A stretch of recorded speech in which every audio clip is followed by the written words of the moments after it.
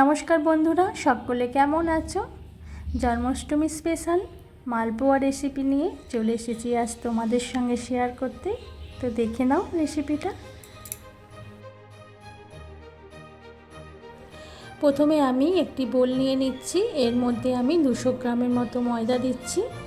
এরপর এর সঙ্গে আমি 1 চিমটি লবণ দিচ্ছি আর 1 চামচ চিনি দিচ্ছি। একটি নারকেলের আমি অর্ধেক মালা মিক্সিতে পেস্ট করে নিয়েছিলাম, সেটাও এর সঙ্গে দিয়ে দিচ্ছি। আর বেশ খানিকটা ফেস ক্রিম দিয়ে দিলাম। এরপর অল্প অল্প দুধ দিয়ে আমি ব্যাটারটা তৈরি করে নিচ্ছি।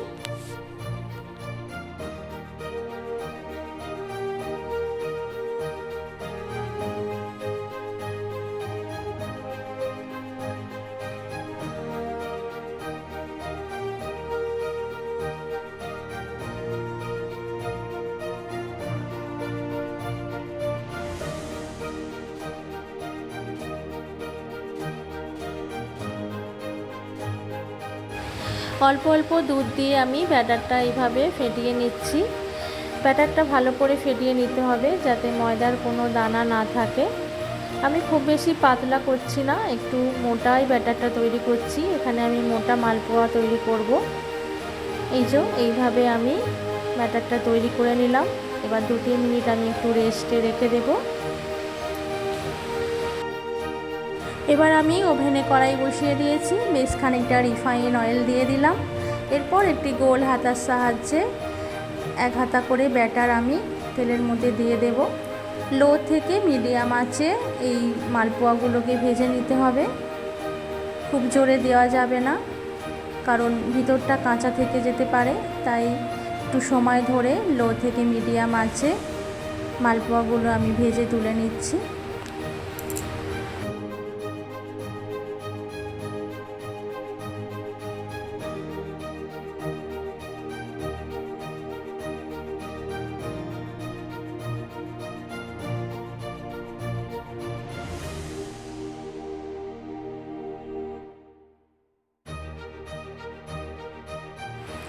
এইভাবে মালপোয়া বানালে খুব সুন্দর ফোলে। দেখো, প্রত্যেকটি মালপোয়া সুন্দরভাবে ফুলে উঠছে। একটু সময় ধরে লো থেকে মিডিয়াম আছে এইভাবে আমি প্রত্যেকটা মালপোয়া ভেজে নিলাম। তোমরাও এইভাবে বাড়িতে অবশ্যই ট্রাই করো আর গোপালকেও বানিয়ে দিও।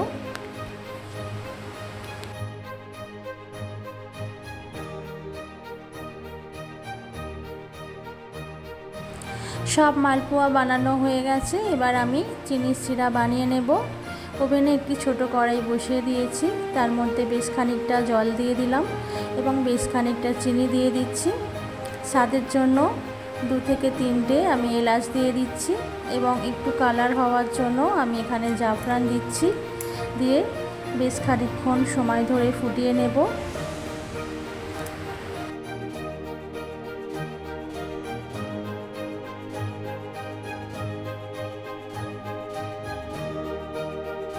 চিনি শিরাটা ভালোভাবে ফুটে উঠেছে। এটা একটু বুঝে বানাতে হবে, খুব বেশি আঠালোও হবে না আর খুব পাতলাও হবে না। হাতে 1 ফোঁটা নিয়ে একটু চিটচিটে ভাব এলেই গ্যাস বন্ধ করে দিতে হবে। আমিও ওভেন বন্ধ করে দিয়েছি। এই গরম থাকা অবস্থাতেই এবার মালপোয়াগুলো এর মধ্যে দিয়ে দিচ্ছি। 2-3 মিনিট আমি শিরায় ডুবিয়ে রেখে দেব। মালপোয়াগুলি চিনির শিরা টেনে নেবে।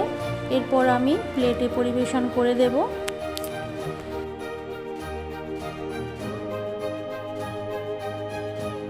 সুন্দর স্বাদের নরম তুলতুলে মালপোয়া একেবারে রেডি হয়ে গেছে। আমি প্লেটে পরিবেশন করে দিচ্ছি। উপর থেকে কাজু আর আমন্ডের কুচি দিয়ে দিলাম এবং বাড়িতে একটু রাবড়ি বানিয়েছিলাম, সেটাও উপর থেকে দিয়ে দিলাম। আর কিছু গোলাপের পাপড়ি দিয়ে সুন্দর করে সাজিয়ে দিলাম। কি তোমাদের দেখে জিভে জল আসছে? তো দেরি কিসে, তোমরাও বাড়িতে বানিয়ে ফেলো এরকম সুন্দর স্বাদের মালপোয়া। আর আমার রেসিপিটা তোমাদের যদি ভালো লেগে থাকে লাইক, শেয়ার ও কমেন্ট করে দিও। আমার চ্যানেলটিকে সাবস্ক্রাইব করে পাশে থেকো। সকলে অনেক অনেক ভালো থেকো, সুস্থ থেকো এবং সুন্দর থেকো।